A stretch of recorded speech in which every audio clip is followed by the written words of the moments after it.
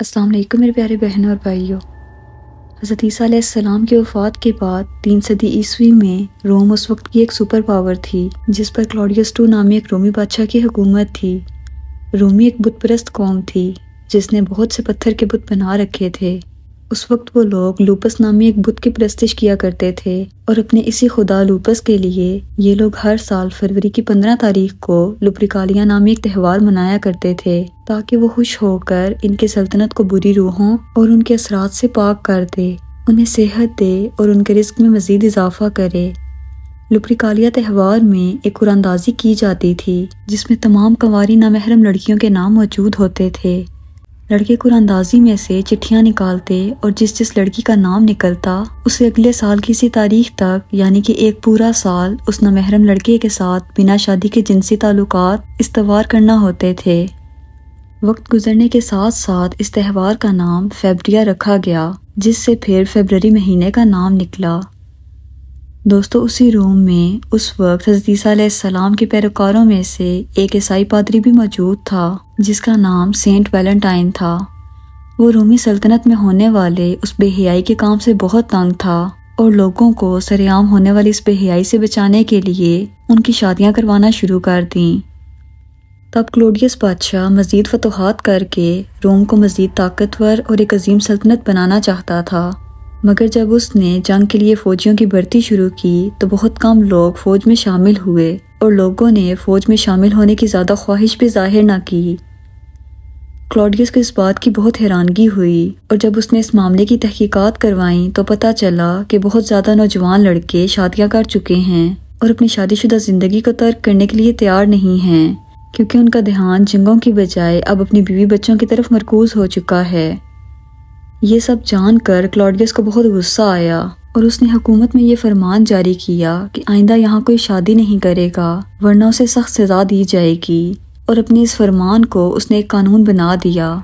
مگر Saint Valentine حکومت کے اس فرمان کی مخالفت کر کے چوری چپ کے نوجوانوں کی شادیاں کرواتا رہا، اور پھر جب کلاڈیس کو اس کی خبر ہوئی تو وہ نہایت غضبناک ہوا اور اس نے ویلنٹائن کو گرفتار کر کے قید کرنے کا حکم دیا، لہٰذا ویلنٹائن کو قید کر دیا گیا۔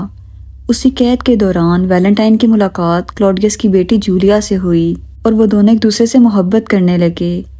جولیا ہر روز ایک سرخ گلاب کا پھول لے کر اس سے ملنے آتی تھی۔ جب اس معاشقے کی خبر کلاڈیس تک پہنچی تو اس نے ویلنٹائن سے ملاقات کر کے ایک شرط رکھی کہ تم رومی مذہب بت پرستی کو اپنا لو ورنہ تمہارا سر قلم کر دیا جائے گا، مگر ویلنٹائن نے اس بات کو قبول کرنے سے انکار کر دیا۔ کلاڈیس نے بارہا چاہا کہ ایسا ہو جائے، مگر ویلنٹائن کے مسلسل انکار پر بالآخر اسے 14 فروری کو سرعام پھانسی دے دی گئی۔ پھانسی سے قبل اس نے ایک خط جولیا کے نام لکھا جس کے آخر پر یہ الفاظ تحریر تھے، فرام یور ویلنٹائن۔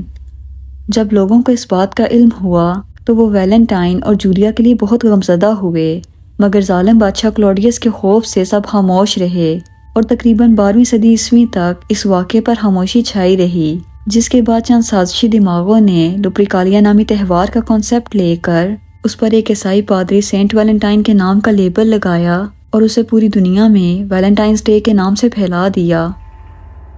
شروع میں یہ کام مذہبی رنگ دے کر کیا گیا تاکہ لوگوں کی ہمدردی اور توجہ حاصل کی جا سکے، مگر آہستہ آہستہ جب لوگوں کا رجحان اس دن کی طرف زیادہ بڑھنے لگا تو اسے ایک بزنس کی شکل دے دی گئی اور اسے یورپ کے بعد ایشیائی ممالک خصوصاً مسلم ممالک میں اسے خوب پروموٹ کیا گیا۔ آج تو یہ حالات ہیں کہ صرف ایک ویلنٹائن ڈے ہی نہیں بلکہ 8 فروری سے لے کر 14 فروری تک ایک پورا ویلنٹائن ویک منایا جاتا ہے، اور اس سے فائدہ بھی کس کو ہوتا ہے؟ صرف ان یہودی کمپنیز کو جو چاکلیٹس، جیولریز اور گفٹس وغیرہ بیچتی ہیں۔ باقی ہمارا معاشرہ تو ایسے تہواروں کی وجہ سے بالکل تباہ ہو چکا ہے۔ ہر طرف بے حیائی اور لبرلزم کو فروغ دیا جاتا ہے۔ اس دن کی وجہ سے زنا اس قدر عام ہو چکا ہے۔